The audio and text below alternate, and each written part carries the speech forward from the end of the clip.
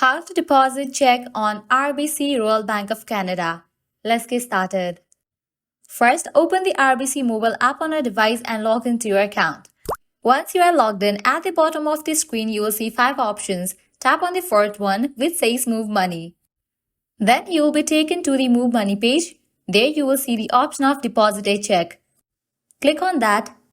Then you will be prompted to take a photo of the front side of the check first.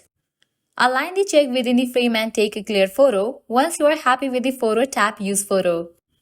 Now, do the same for the back side of the check. Make sure the endorsement is visible. After that, enter the amount you want to deposit. Next, select the account where you want to deposit the money. Double check all the details, then tap on Continue. Finally, tap Deposit Now to complete the transaction. And there you have it. That's how you deposit a check using the Royal Bank of Canada's mobile banking app. If you found this video helpful, please give it a thumbs up and subscribe to our channel for more tutorials like this. Thanks for watching.